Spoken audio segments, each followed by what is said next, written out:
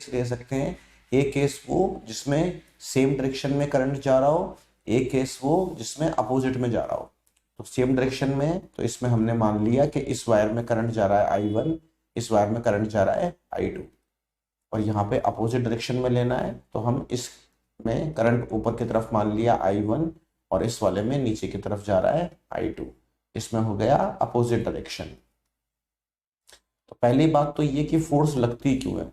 तो जैसे अगर इस वायर की बात करूं मैं, सेकंड वायर की, तो इस वायर में करंट जा रहा है, तो इस वायर के आसपास खुद की मैग्नेटिक फील्ड होगी, और इस वायर में करंट जा रहा है तो इसकी मैग्नेटिक फील्ड भी आसपास होगी। मतलब किसी तार से जब करंट जाता है तो वो चुंबक बन जाता है। तो ये भी एक चुंबक है, ये भी एक चुंबक है। ये दोनों वायर्स, ये वाला वायर और ये वाला वायर, ये दोनों मैग्नेट्स हैं। मैग्नेट्स या तो आपस में रिपेल करेंगी या करेंगी अट्रैक्ट। तो वो क्या करेंगी वो डिपेंड करता है। तो अभी देखते हैं हम। यहाँ पे दो बातें नोट करने वाली हैं। पहली बात तो बायोट सेवार्ट लॉ, इससे एक इंपॉर्टेंट चीज आपको पता लगती है। वो क्या? वो ये कि अगर थीटा 0 हो, मतलब जो वायर है जिस पॉइंट पे आप मैग्नेटिक फील्ड निकाल रहे हो, अगर वो पॉइंट वायर के एक्सिस पे हो, अगर वो पॉइंट वायर के एक्सिस पे हो, तो यहाँ पे मैग्नेटिक फील्ड 0 हो जाएगी। बिकॉज अगर ये 0 होगा तो साइन थीटा 0 हो जाएगा, और साइन 0 तो ये मैग्नेटिक फील्ड 0। इसको हम कैसे लिखते हैं? हम ऐसे लिखते हैं कि magnetic field is 0 on the axis of wire.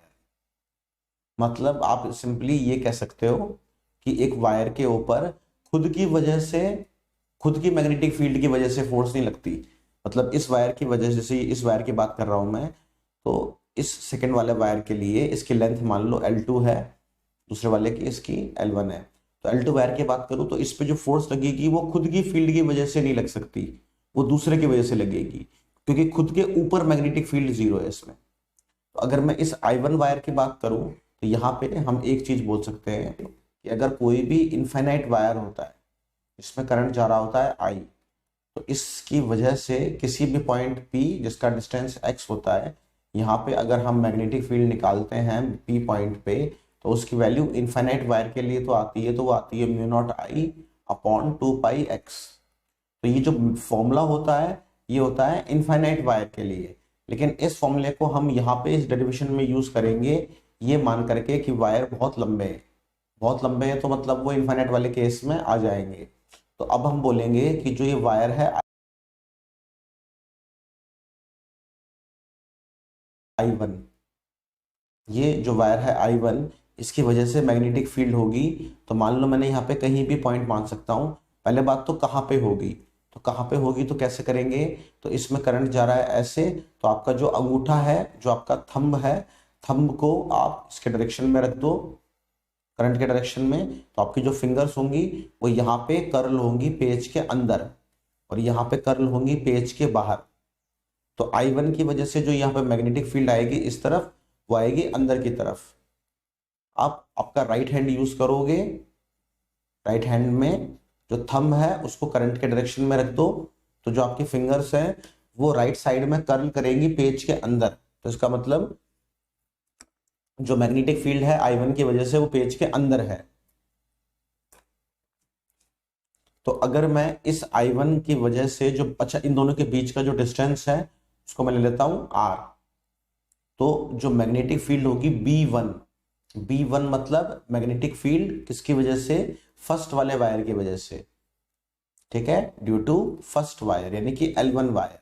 उसकी वैल्यू कितनी आएगी? तो उसकी वैल्यू आएगी म्यू नॉट, करंट है उसका I1 अपॉन 2πr, और जो उसका डायरेक्शन होगा वो डायरेक्शन होगा पेज के अंदर वायर की। ये जो वायर था जिसमें करंट जा रहा था I2, जिसकी लेंथ थी L2, इसके ऊपर मैं फोर्स निकाल रहा हूं, उसको मैं बोल रहा हूं F2 वेक्टर। ये किसके ऊपर फोर्स है? ये L2 वायर के ऊपर फोर्स है। फॉर्मूला होता है फोर्स का तो I L क्रॉस B या फिर ILB साइन थीटा। तो यहां पे जब मैं सेकेंड वायर को यूज कर रहा हूं तो जो करंट होगा वो सेकेंड वायर का होगा, I2 लेंथ होगी वो सेकेंड वायर की होगी, लेकिन जो फील्ड होगी वो फर्स्ट वायर की होगी। अच्छा थीटा की बात करें तो थीटा कितना आएगा? तो यहाँ पे अगर देखा जाए तो करंट तो इस तरह से है, इस प्लेन में है, इस पेज में है, और मैग्नेटिक फील्ड है पेज के अंदर। तो दोनों के बीच का जो एंगल होगा वो कितना होगा, 90 डिग्री, परपेंडिकुलर है। ठीक है, जो लेंथ वेक्टर है यानी कि करंट का वेक्टर है वो मैग्नेटिक फील्ड के परपेंडिकुलर है, क्योंकि मैग्नेटिक फील्ड पेज के अंदर है और ये पेज में ही है, पेज के प्लेन में है। तो यहां से ये जो एंगल है ये हो गया 90। तो जो फोर्स F2 की वैल्यू आई वो आई I2 इंटू में L2 इंटू में B1, और B1 की वैल्यू ये रही जो हमने निकाली थी। इसको इक्वेशन नंबर फर्स्ट बोल सकते हैं। तो यहां से इक्वेशन नंबर फर्स्ट को यूज करते हुए B1 की वैल्यू रख देंगे तो आएगी mu naught I1 upon 2πr। ये हमने किसको यूज करा, by equation number first.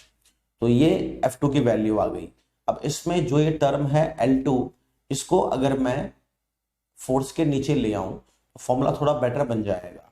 F2 upon L2 इसकी वैल्यू आ जाएगी म्यू नॉट इंटू में I1 I2 अपॉन 2πr।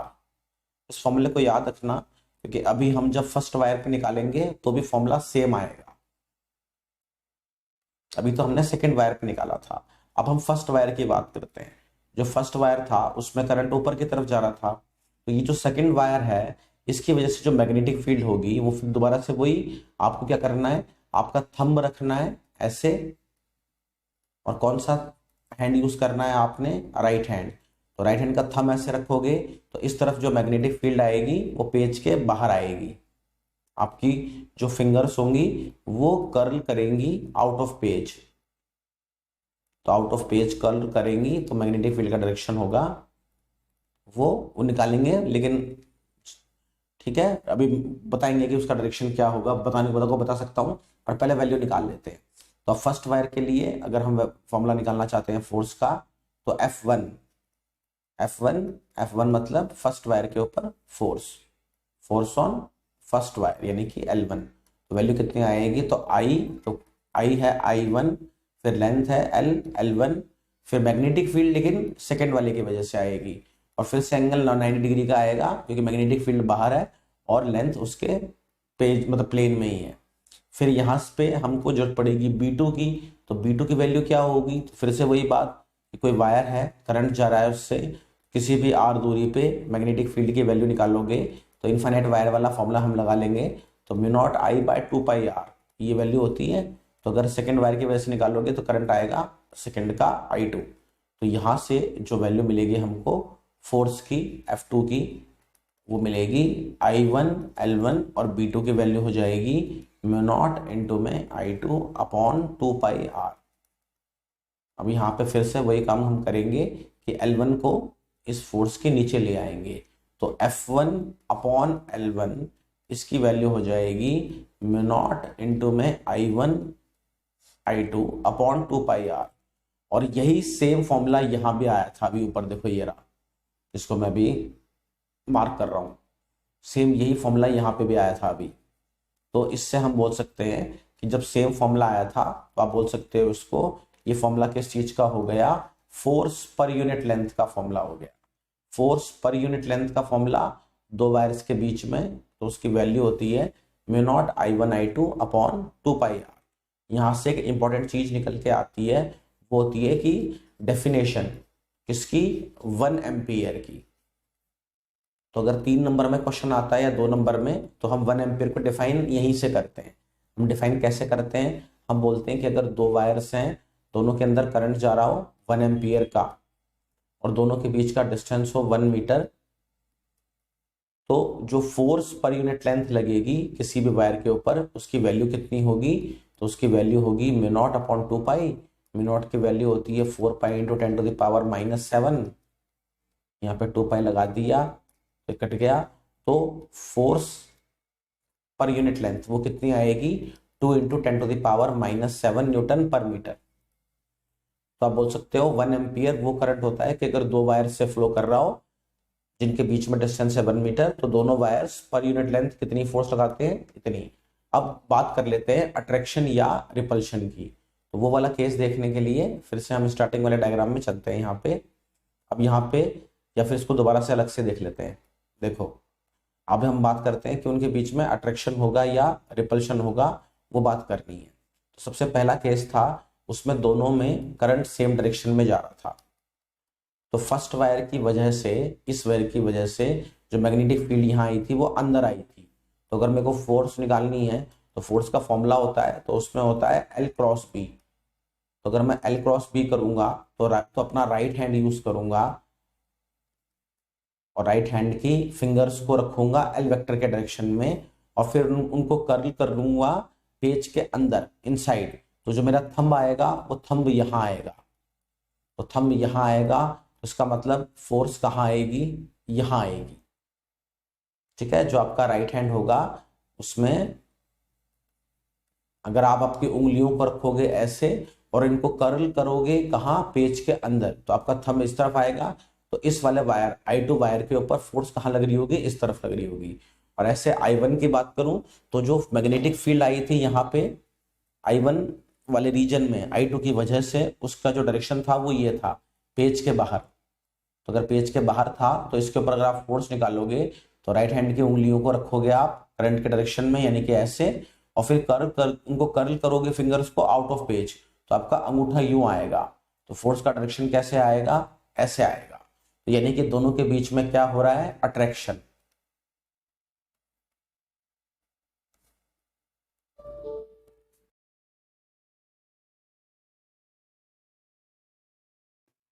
तो जो चीज हम प्रूव कर रहे थे वो ये प्रूव कर रहे थे कि वायर्स के बीच में अट्रैक्शन होगा या रिपल्शन।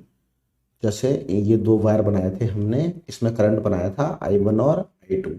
तो पहले तो ये देखो, जैसे इसमें करंट जा रहा है तो मैंने सीधे हाथ के अंगूठे को इसके डायरेक्शन में रख लिया, तो मेरी उंगलियां यहाँ पे अंदर जा रही हैं। इसका मतलब इसकी वजह से जो मैग्नेटिक फील्ड यहाँ पे होगी B1, वो पेज के अंदर होगी।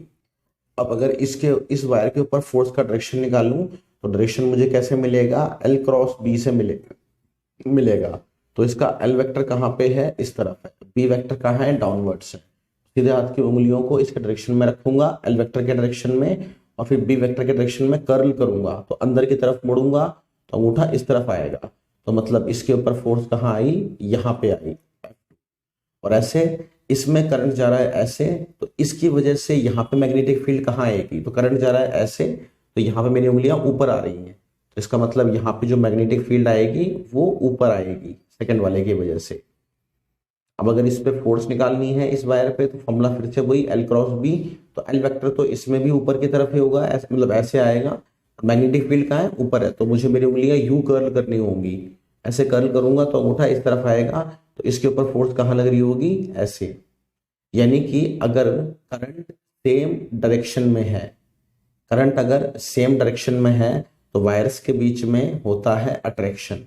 सिमिलरली हम प्रूव कर सकते हैं कि अगर वायर्स के बीच में, मतलब वायर्स में अगर करंट जा रहा हो अपोजिट करंट दो तरह से जा सकता है, ऐसे जा सकता है, या फिर इसका उल्टा कर लो, इस वाले में ऐसे भेज दो, इस वाले में ऐसे भेज दो, एक ही बात है। पहले इस केस में देख लो, तो इस केस में वायर में करंट यूं जा रहा है, तो इसकी मैग्नेटिक फील्ड यहाँ पे अंदर होगी B1। अब इस पे फोर्स निकालनी है तो इसका L वेक्टर नीचे की तरफ आएगा, तो L क्रॉस B, तो L क्रॉस B, तो L वेक्टर आएगा नीचे की तरफ, तो उंगलियां ऐसे आएंगी, और B अंदर है तो उंगलियां अंदर कर्ल, तो अंगूठा ऐसे आएगा, तो फोर्स ऐसे आएगी। और जब इस पे निकालूंगा फोर्स, तो इस वायर में करंट जा रहा है ऐसे, जब करंट यूं जा रहा है इसमें, तो ऐसे जा रहा है करंट, तो मेरी उंगलियां यहाँ पे अंदर आ रही हैं, तो इसकी वजह से मैग्नेटिक फील्ड यहाँ पे होगी अंदर की तरफ। अब इस पे फोर्स निकालनी है तो I L क्रॉस B, तो लेंथ वेक्टर इसका यूं है और जो फील्ड है वो अंदर है, तो उंगलियां यू कर्ल होंगी, तो फोर्स का डायरेक्शन आएगा यहाँ पे। तो ये आप देख सकते हो इनके बीच में क्या हो रहा है, रिपल्शन हो रहा है।